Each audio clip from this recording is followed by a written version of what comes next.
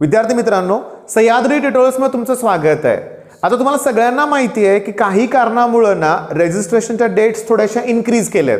तर मला तुम्हाला सगळ्यांना खरं रिक्वेस्ट काय करायचे की आजच रजिस्ट्रेशन करा जर तुमचं राहिलं असेल तर। 20 तारखेपर्यंत आय थिंक काहीतरी डेट्स इन्क्रीज करण्यात आलेत पुढं, पण आजच रजिस्ट्रेशन करा। ओके, आता महत्त्वाचं काय म्हणायचं आहे बघा मला, रजिस्ट्रेशन ऑलमोस्ट 90% मुलांनी तर केलेलं आहे आणि सगळ्यांचं एकच काम सुरू आहे, ऑप्शन फॉर्म। बरोबर आहे, तुमची रिसर्च सुरू आहे, तुम्ही तुमच्या मित्रांबरोबर डिस्कशन करताय, काही शिकायनी काउन्सिलिंगची हेल्प घेतलेली आहे, सगळ्या गोष्टी ठीक आहे। पण मला काय तुम्हाला सांगायचं आहे बघा की ऑप्शन फॉर्म भरताना तुम्हाला हे जे 4 चॅनल आहेत ना, ह्याच्यावरचा प्रत्येक व्हिडिओ बघायचाच आहे। यश दादानं अगदी गेल्या वर्षी सुद्धा ऑप्शन फॉर्म भरताना काय काळजी घेतली पाहिजे, कोणत्या चुका मुलं करतात, कोणत्या चुका टाळायच्यात, आपल्याला व्हिडिओ ऑलरेडी तयार आहेत। समीर शेख आणि खुशी त्रिपाठी यांचं डिटेल ॲनालिसिस आहे आणि कार्तिक दादा तर तुम्हाला अगदी on time video lectures provide करतोय। बरोबर आहे, तुम्हाला काही झालं तरी हे चॅनल फॉलो करायचे आहेत। ओके, मग मला खात्री आहे की तुमचं काही चुकणार नाहीये। ओके, हे तर सगळं झालं।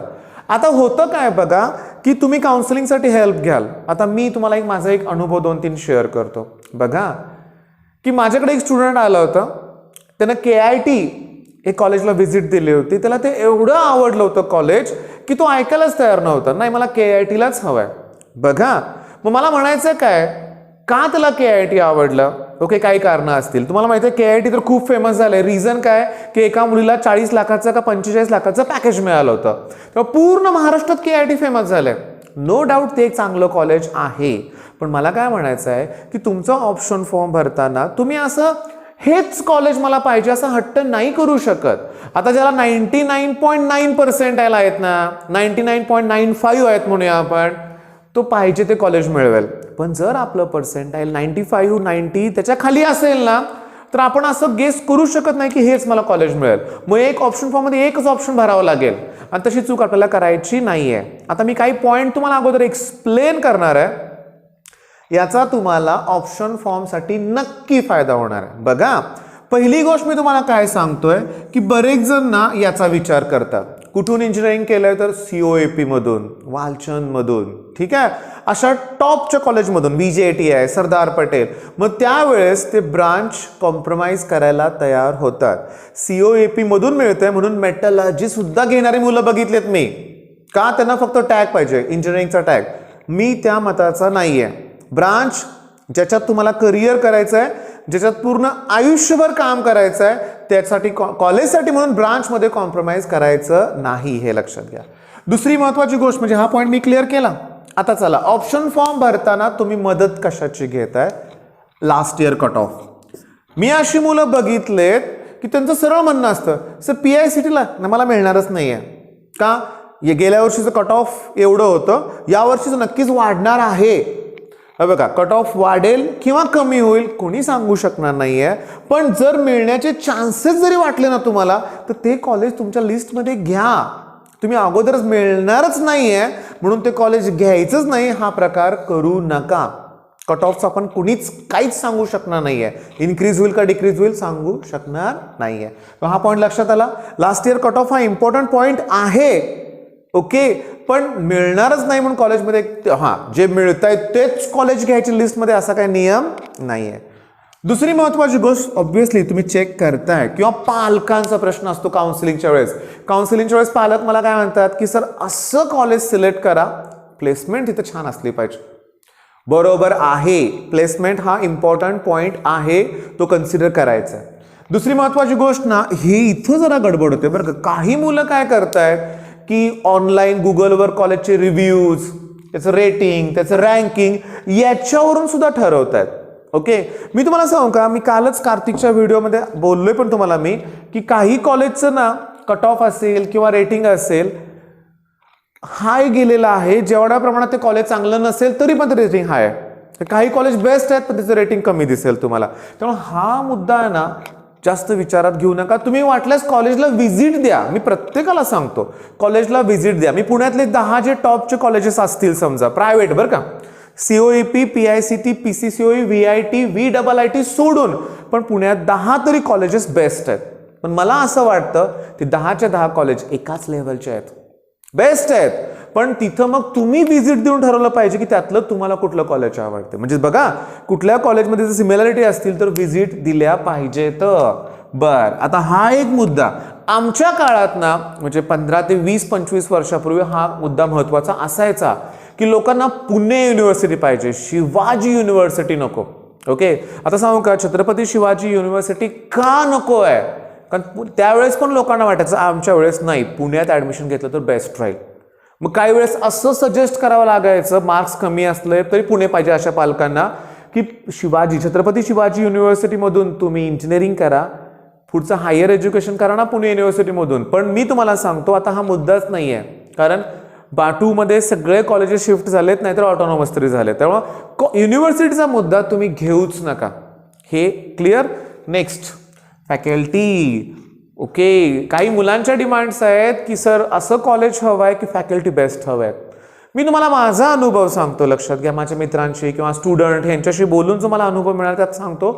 तुम्हाला असं कॉलेज मिळणं कठीणच आहे जिथं 100% सगळ्याच सब्जेक्टसाठी बेस्ट फॅकल्टी आहेत. नाही, तुम्ही तुमचे पालक जर इंजिनियर असतील तर विचारा, इंजिनिअरिंगला सेल्फ स्टडीज करावा लागतो, लक्षात घ्या. म्हणजे सगळ्याच फॅकल्टी बेस्ट आहेत, सगळाच पोर्शन क्लिअर होतोय, भरपूर तुमच्याकडून रिव्हिजन करून घेतली जाते, असं शक्यतो होणार नाहीये. सेल्फ स्टडी करावा लागणार आहे. ओके, मग हे एवढे मुद्दे तर तुम्ही विचारात घेतलेत. मी तुम्हाला सांगितलं जेव्हा कॉलेजचा तुम्हाला थोडासा इश्यू होईल, हे घेऊ का ते घेऊ, त्यावेळेस तुम्ही पर्सनली व्हिजिट दिलेली असली पाहिजे. तुमच्या लिस्टमध्ये असणारं कॉलेज हे बघा, तुम्ही बघितलेलंच असलं पाहिजे. तुम्हाला माहिती थोडीफार कोणा तिथली असली पाहिजे.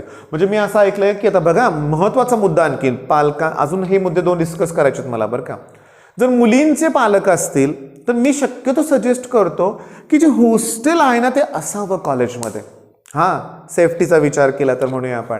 दुसरी महत्त्वाची गोष्ट म्हणजे कसं आहे की काही कॉलेजेसमध्ये पुण्यामध्ये असं आहे की हॉस्टेल कॉलेजपासून 7-8 किलोमीटरवर आहेत.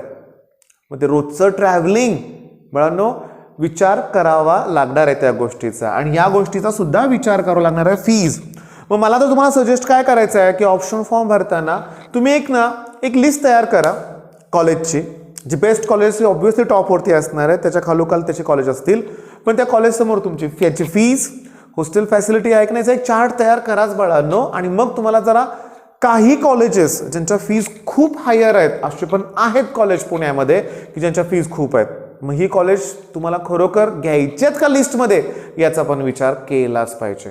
बघा, आणि मी तुम्हाला नेहमी सांगतो की आर्थिक काही प्रॉब्लेम असेल तर तो तुमच्या शिक्षणाच्या मध्ये यूज देऊ नका. तुमचा चांगला स्कोर असेल तर TFWS थ्रू तुम्हाला ॲडमिशन मिळते. पंजाबराव देशमुख सारख्या काही योजना आहेत, हॉस्टेलची फी रिफंड मिळते. ओके, आणि सगळ्यात महत्त्वाचं की त्यामुळं फीजचा लोड खूप कमी होतोय, ही रियालिटी आहे. ओके, मग आजच्या व्हिडिओमध्ये मी बऱ्यापैकी पॉईंट्स तुमचे क्लिअर केलेत. ओके, मी तुम्हाला सांगू का, व्हॉट्सअपवरती काही अशा लिस्ट व्हायरल होत आहेत म्हणूया आपण, मुलांकडं प्रत्येक, आता काउन्सिलिंगला ऑलरेडी माझ्याकडे येताना मुलं त्यांची लिस्ट तयार करूनच आणतायत, पण मी ऑब्झर्व केलंय की बऱ्याच वेळा मुलांकडून मिस्टेक होते. काय होतं मिस्टेक माहिती आहे का, तुम्हाला CS ला पण घ्यायचं आहे, CS ला मिळत नसेल तर IT पण चालेल, जर टॉपचं कॉलेज असेल तर ENTC पण चालेल, आणि आम्हाला TFWS थ्रू घ्यायचं आहे, TFWS थ्रू नसेल तर ओपन मधून चालतंय. ओके, म्हणजे घ्यावंच लागणार आहे. मग मेन मुद्दा काय की तुम्ही ना ऑप्शन फॉर्म तयार करताना तुम्हाला माहिती आहे TFWS चे कोड वेगळे असतात, ओपनसाठी ते वेगळे असणार आहे. तुम्हाला माहिती आहे तो नंबर असेल शेवटी T हा एक ऑप्शन असतो, बरोबर सांगा बघू. मग ह्या गोष्टी तुम्हाला क्लिअर करायच्यात, व्यवस्थित ऑप्शन फॉर्म भरायचा आहे. म्हणजे आपण असं सजेस्ट केलं तर बघा बघू, जर टॉपचे कॉलेजेस आहेत त्यातलं CS वरती घेतात मुलं. ओके, आणि टॉपच्याच कॉलेजचं IT सुद्धा घेतलं तरी काय हरकत नाही आहे. PICT असं कॉलेज आहे तिथलं ENTC सुद्धा मुलं रेफर करतायत. ओके, कारण ते तिथं बेस्टच आहे. म्हणजे आता झालं काय बघा, आता हा मुद्दा काही ना आवडेल न आवडेल, हा मुद्दा वेगळाच आहे शेवटी, पण माझं ऑब्झर्वेशन तुम्हाला मी सांगतो अजून एक. बरेचसे कॉमेंट्स पण यूट्यूबवर चांगले येत आहेत मुलांकडून, मुलंच तुम्हाला सजेस्ट करतायत की CS ही जी ब्रांच आहे ना याला एकदम लाईटली घेऊ नका. मी कुठलं तरी, मला माहीत नाही कुठली कंपनी आहे, पण त्यांच्या TVवर अशा ॲड येत आहेत की जे असं दाखवत आहेत की लहान लहान मुलं सुद्धा कोडिंग करतायत, ॲप तयार करतायत आणि ते ॲप खरेदी करण्यासाठी वेगवेगळ्या कंपनीज तुमच्या घरी येत आहेत, ही रियालिटी नाही आहे बाळांनो. 5वी-6वीतल्या मुलाला ते कोडिंग करताना दाखवत आहेत. बघा, मला ते अवघड वाटतं कारण मी त्या फील्डमधला नाही आहे. असेल सोपं, पण त्यांनी जे इमेज तयार केले की हां हे सोपंच आहे, म्हणजे कुठल्या तरी एका कंपनीचे टीव्हीवर ॲड तुम्ही पण बघितले असतील, पण तसं नाही आहे. तुम्हाला ते कष्ट घ्यायचे आहेत आणि आत्ताच तुम्ही कोडिंगकडे वळताय, नो डाऊट चांगली गोष्ट आहे. पण मी तुम्हाला सांगतो फर्स्ट सेम इम्पॉर्टंट आहे. मी आत्ताच डिक्लेअर काय करतोय बघा की 21 नोव्हेंबरपासून आम्ही क्रॅश कोर्स म्हणता येणार नाही, रेग्युलर तो कोर्स असणार आहे. मॅथ्स 1 साठी तो लॉन्च करतोय. 21 तारखेपासून 24 तारखेपर्यंत मला ॲडमिशन्स घ्यावे लागणार आहेत. हजारो फोन कॉल्स त्यावेळेस रिसीव्ह करावं लागणार आहेत. 3 दिवस मी त्यालाच वेळ देणार आहे. 24 तारखेपासून लेक्चर स्टार्ट होणार आहेत. मी आत्ताच डिक्लेअर केलं आहे. 21 तारखेलाच बाकीची माहिती पण तुम्हाला देऊ. त्याचबरोबर आणखीन दुसऱ्या विषयांचे पण कोर्सेस आम्ही लॉन्च करणार आहेत, याची पण तुम्हाला त्याच वेळेस माहिती मिळेल. ओके, बरं. आता व्हिडिओच्या सुरुवातीलाच आभार मानायला पाहिजे होते, पण आता मानतोय. आज मला खात्री आहे की आज निदान संध्याकाळपर्यंत 1 लाख सबस्क्रायबर कंप्लीट होतील आपल्या चॅनलचे. आपल्या सह्याद्री ट्युटोरियल्स हे जे चॅनल आहे याचे 1 लाख सबस्क्रायबर कंप्लीट होण्यासाठी हार्डली 300-350 फक्त सबस्क्रायबर बाकी आहेत. तुम्हाला मी रिक्वेस्ट करतोय, बघा तुम्ही चॅनल सबस्क्राईब केलंय का, नसेल तर सबस्क्राईब नक्की करा.